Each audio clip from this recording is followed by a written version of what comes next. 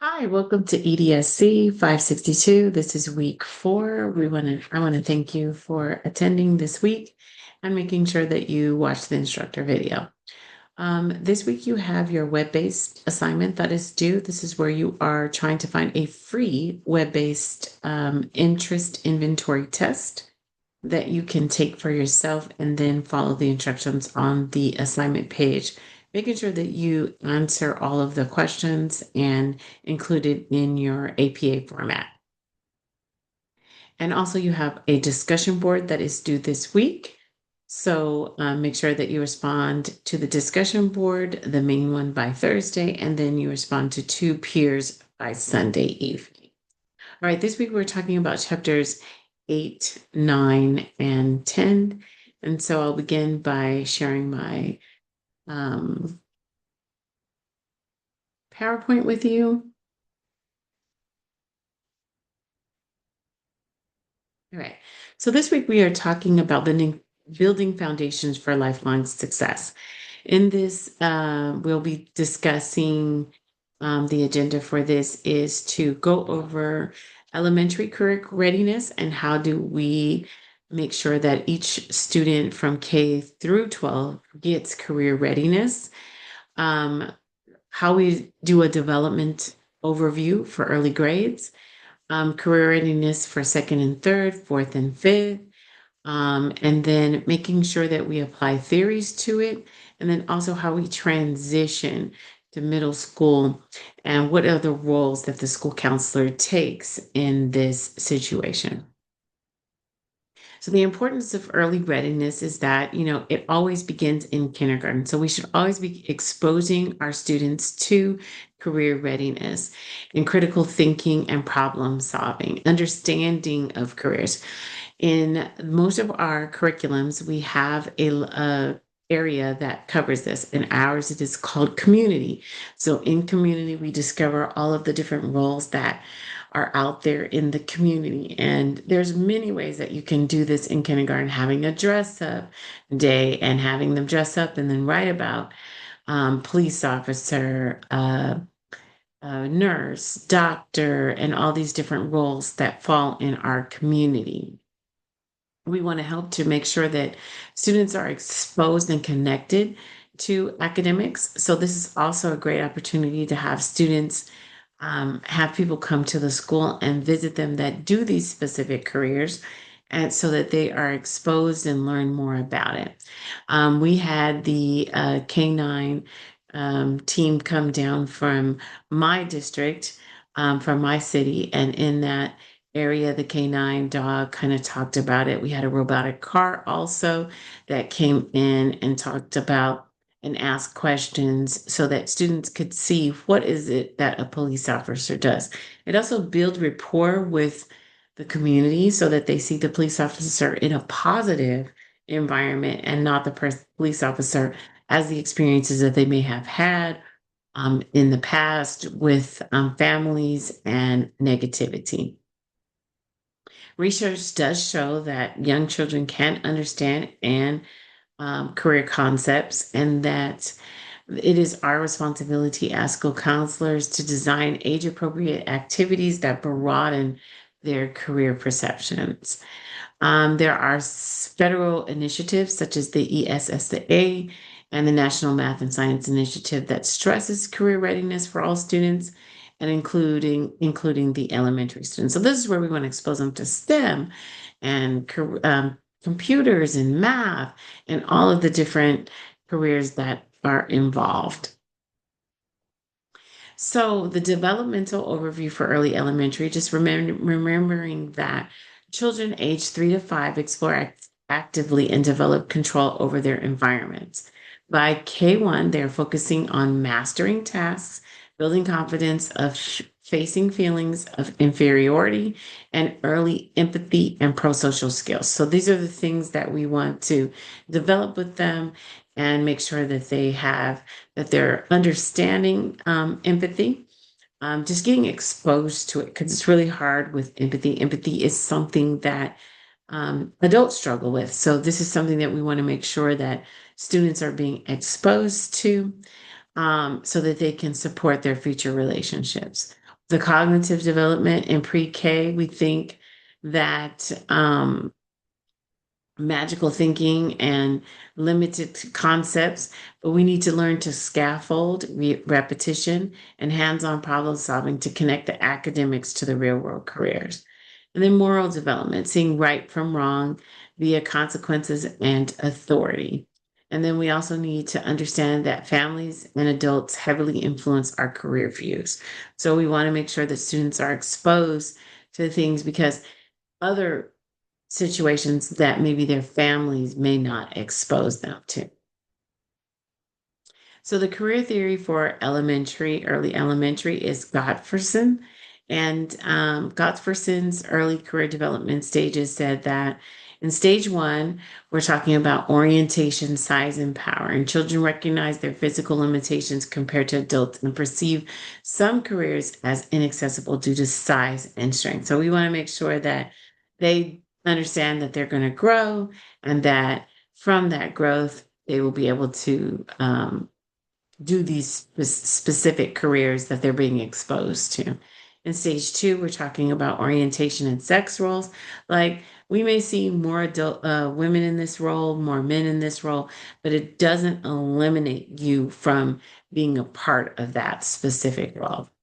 And that they know and decide in early on and narrowing their possibilities based on their physique and their gender. So we want to make sure that they understand and are aware of opportunities that are available to them, especially in their area or um, where they live. And that school counselors can challenge these assumptions by providing diverse roles. So we want to make sure that students are able to know, and we want to bring in people that mirror that. So if we see that doctors are normally men, we want to bring in some female doctors. If we want to see that construction workers are normally men, we want to bring in some women construction workers so that they get a chance to observe women in these fields and the women are able to discuss how difficult it is to infiltrate these roles, but also that it is possible. In Young's ecosystem career concepts, he emphasized that the role of a multi-social system. The multi-social system includes the family, the school, and the community. And this helps to shape the children's career awareness and aspirations. This we need to consider how material hardships and limited access affects the career exposure and exploration for young children. We also need to it also highlighted the importance of involving parents, teachers, and community partners in career readiness efforts.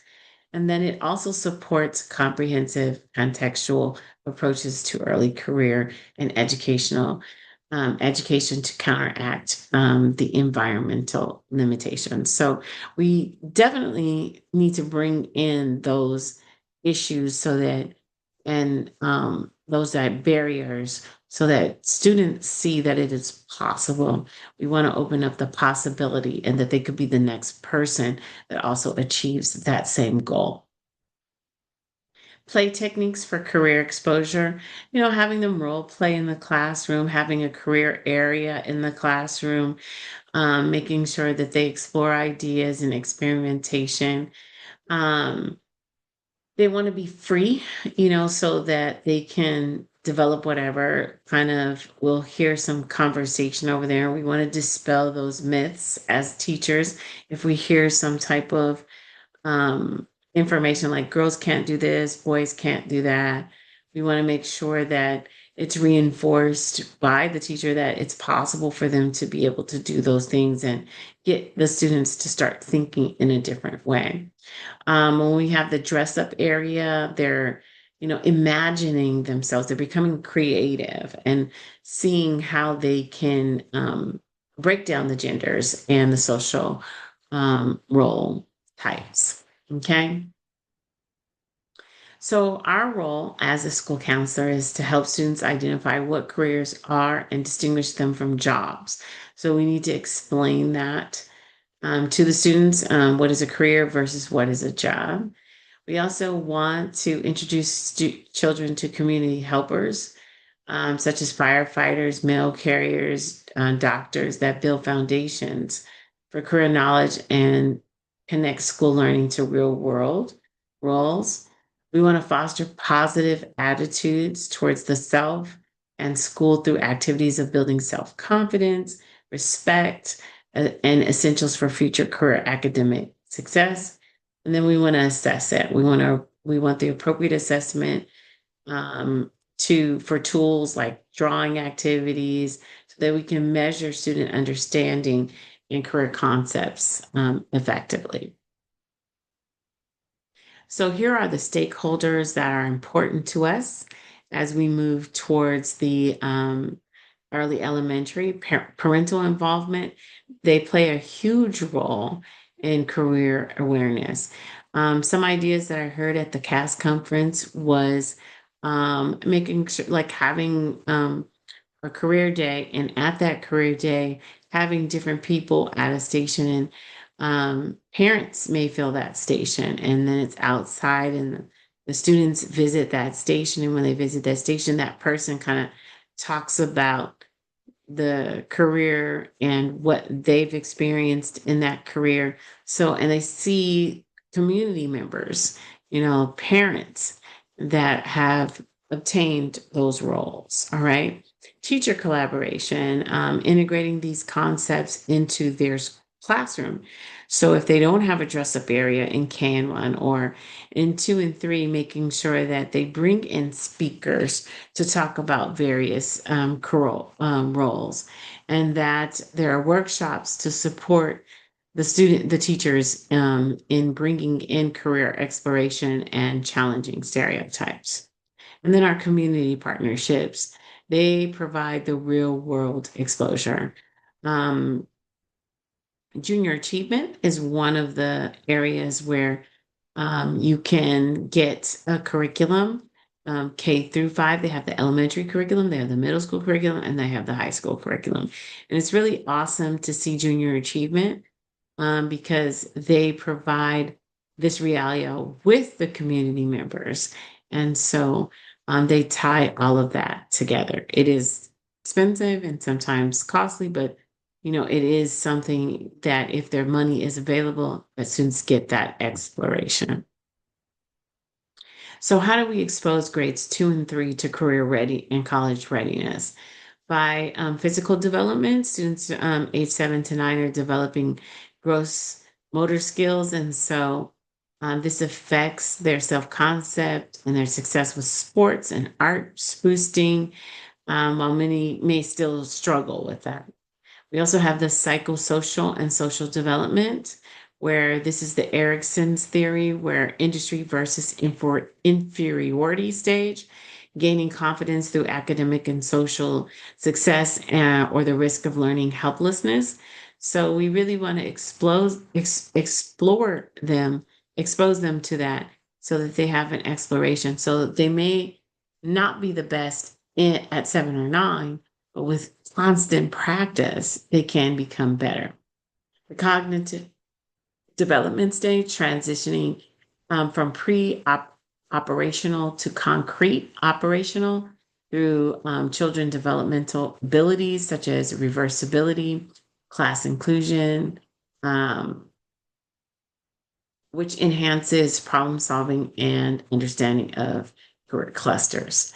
Then we have the gender influence.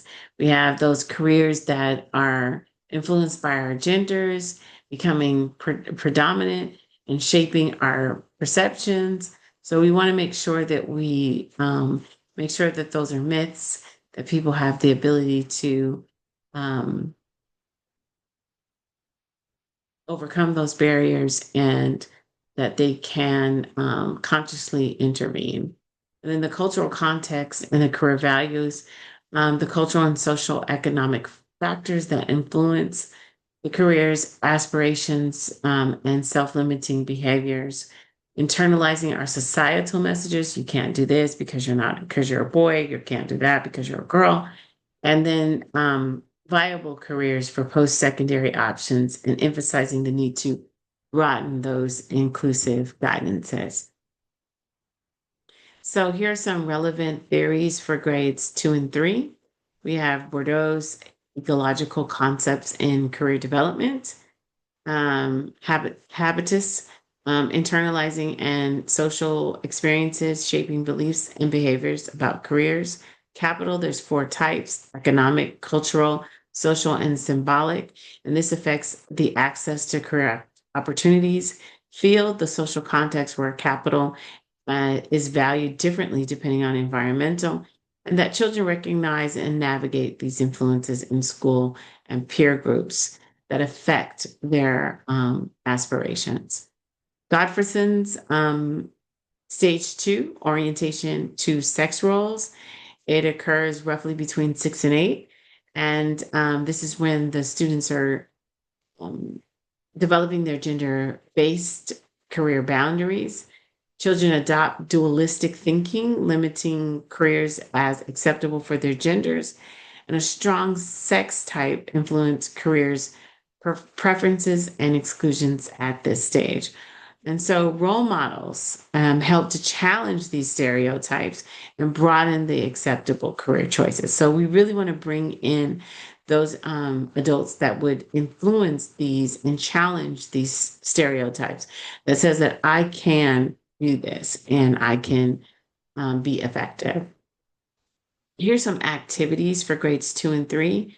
Interactive games like Fishing the Career to encourage teamwork, career knowledge by having the students ask questions and ask and answer questions about various professions, promoting confidence, collaboration, and challenging those stereotypes. Career clusters and puzzle activities, using puzzles to and graphic organizers to visually connect the students with clusters and enhancing their abilities to categorize those understandings of relationships among those different occupations. And then technology integration for research. So, kind of getting the students online, making sure they start to begin to research different types of careers. They'll see pictures of people in those careers, introducing the websites such as ONET, Occupational Outlook Handbook, that allows the students to, independently take a look at some of these careers and looking at the research about them and kind of seeing themselves in those careers. So this is where we want to develop their interpersonal skills and their social emotional skills. And so we want to teach that level through teamwork and collaboration. We want to build on that so that they're able to work with others and in the classroom, as well as goal setting and cooperation and problem solving. We also want to introduce conflict resolution skills, like being able to solve problems. Some of them solve problems, according to how their family does it. And, if it's a lot of arguing, there's a right and the wrong. You tell, and, a lot of that is told to them by their parents out of school. But it's important for them to understand that they're capable of solving their own problems, especially as you equip them with more information.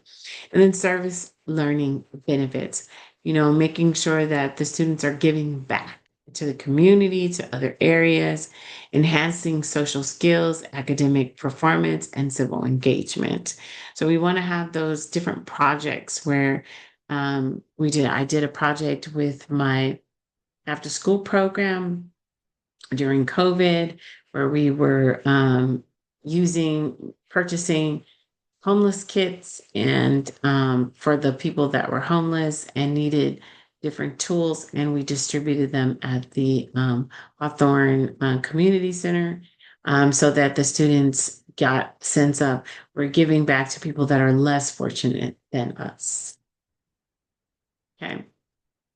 The stakeholders for grades 2 and 3 are our special faculty, like our art, music, PE teachers, and technology teachers that enrich our students, exposing them like, hey, I have a talent for that. And, you never know when you have a talent for that. So just giving them an opportunity to explore those additional specialty areas that they may have a specific talent for. Academic teachers integrating that career and college content into academic lessons and fostering connections between school subjects and career pathways and promoting skills like research and critical thinking. And then also our parent involvement, engaging them into career conversations, assisting with projects, and attending workshops to build their own capacity to guide children's career explorations. Like it depends on where your community is. We are doing that with many of our families to get some of the families back on track and getting those families employed so that they can give their children a better life, more than they can if they are unemployed and needing social assistance. So, career readiness for fourth and fifth graders, physical development. They're experiencing puberty onset, motor skill refinement, brain changes impacting their moods and emotional regulations, and then essential management for academic and social changes. The social cycle, the psychosocial development, inferior stages fosters competency and self esteem through academic and extracurricular success, influencing career and exploration confidence. The cognitive development is a concrete operational thinking. Students develop skills like problem solving, metacognition, and executive functioning, which are crucial for learning and planning. Gender identity, knowing who you are, your social media and cultural influences, understanding your gender awareness and addressing stereotypes, threatening and supportive diverse identities that promote equitable career aspirations. Then the social emotional development, peer relationship, and social acceptance that strongly affects self concepts. And then academic motivation with skills in conflict resolution and emotional regulations, which are vital. And then transitioning preparing for middle school, including fostering self-regulation, academic skills, emotional readiness to support ongoing college and career success.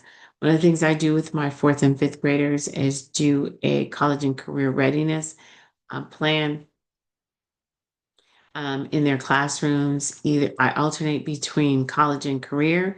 So 1 year I'll do a college fair, the next year I'll do a career readiness, in which I do a final career fair where I have people come in and talk about the different careers that were interesting to those students at that time as they researched the various careers. So Bandura's social learning theory talks about the concept that explains behavior, cognition, environmental, continuous influence of each other. So an example of that is when student learning environment affects their behavior, which in turn shapes their environment and cognitive processing. We have self-regulation is the ability to plan, monitor, and adjust one's behavior to achieve the goals. And then expectancy, which refers to the person's belief and their ability to succeed beyond that specific task. And then relevance to career and self efficacy. Bandura's theory underscores that career success depends not only on the skill, but on beliefs about one's capabilities, self management, and the ability to influence one's environment through proactive behaviors. Godfredson's and other career theorists for fourth and fifth grade got Godfredson's, Young, and Super's lifespan. With Godfredson's, he talks about students being able to view themselves from a third party perspective, noticing social status, popularity, material indicators. They circumscribe career based on perceived social values and difficulty, often influenced by peers and family expectations.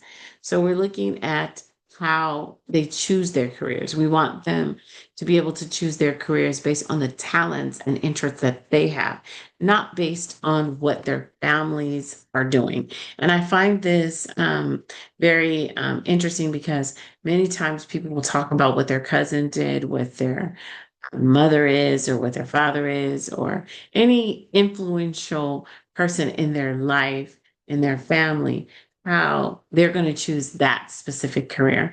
And that might not be their talent. So I do an interest inventory test with my students to show so that they can see what their talents are and tell them that, this is just the first time you're taking the test, but you're going to take this test a few more times over the years. And as you take that test, you'll start to understand and pick the career that is more suited for your likes instead of choosing something that your family talks about and what they are most influenced with. Young's career concept, their peers and families strongly influence their career aspirations. Students may adopt popular career choices with their social groups. I can remember when I was at the high school, for my school district. At the time, CSI investigating was super popular. It was on every show, it was on every movie. So when I did my first career day at the high school, everybody said that they wanted to be a CSI investigator. Now that what we were a STEM school, so that kind of fit what they were doing, but I don't think many of them had that level of interest in CSI investigating. It was just what was popular, what they were hearing, and they hadn't been exposed to anything else. So that was the purpose of my career fair, to say, you're doing really well academically, you've been accepted to colleges, and you've done well. So what is it that you really want to do? Because the world is your oyster. And at this school, you have several options. And with those several options, what is something that you could see yourself doing? I can remember myself choosing dentistry. I thought that was something I was super interested in. When I was coming out of high school, I wanted to help people. Dentistry was a focus. I didn't want to be a doctor. I knew that part. I loved teeth. I loved that information. But when I wanted to become a dental assistant and went to school for that, I kind of got grossed out. So I remember not being able to overcome the spitting, the dips, and it kind of freaked me out a little bit. So that was a good lesson because I was entering in college and I wanted to go to another college to do um, dental assisting and get certification with that. And I realized that's not the thing for me. So I didn't waste my college experience on that. I never left the helping field. I think the next thing I did, I said I wanted to be a nurse. Blood didn't affect me because I did do volunteering. I was a volunteer at the hospital.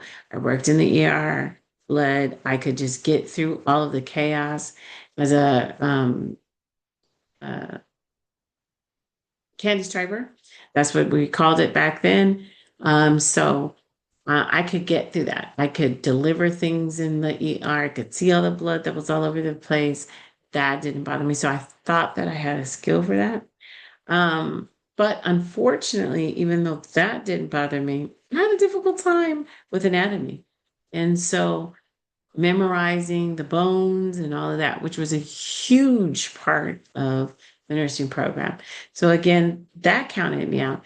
Yes, I thought I could do it, but sometimes academically, you're not able to do it. It's not your strength. And so it wasn't mine. So I moved on to counseling. I went back to psychology. I had failed psychology in my early years of college, and then I went back to psychology, and all of a sudden it just clicked for me. So I was getting A's in psychology, behavior management, all of those things. So that's what I majored in. And that led me to school counseling.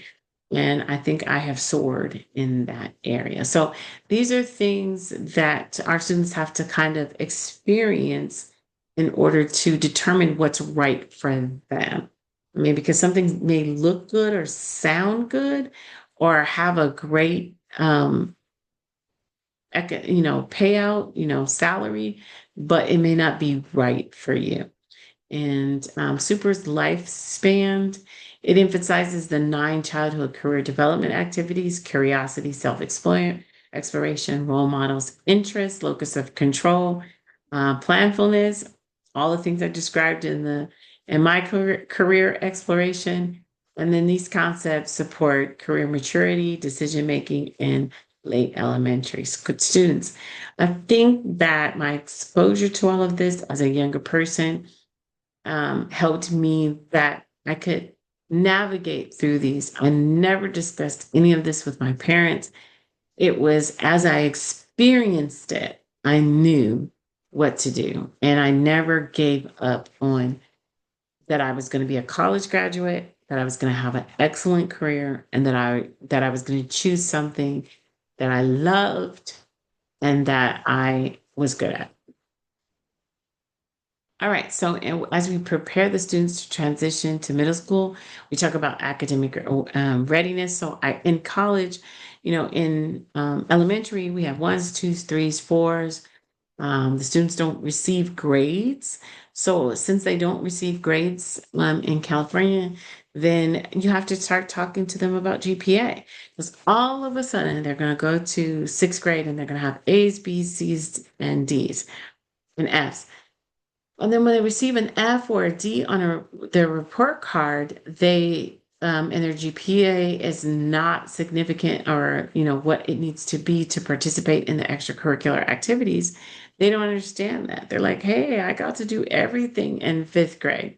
So exposing them to that. So I start teaching them how to calculate GPAs, and they're very familiar with averages, but just understanding that we assign points to our grades, and this is how you are able to be successful. Then we give them the social emotional support, transitioning them to benefit their interpersonal skills, such as peer relationship, building conflict resolution. We all know that middle school is tough. And when we get to middle school, that middle school um, is difficult for friendships, for this. And then we have students who were going to school every single day, K through 5. And all of a sudden, they don't feel comfortable in 6 through 8. They're not making friends. They don't have connections. They're not um, connecting with clubs and teams that would be levels of interest for them.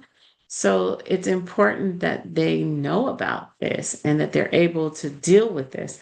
You can choose a career, you can choose a club, and then the mean girls are running the club. But, maybe you have other talents, and so you move to another talent, or maybe you're able to work with them and develop conflict resolution skills to be able to maintain your time on that club and enjoy yourself while you're there. And then career awareness, helping them to connect with academic and future goals. Like, how am I preparing myself for the next level?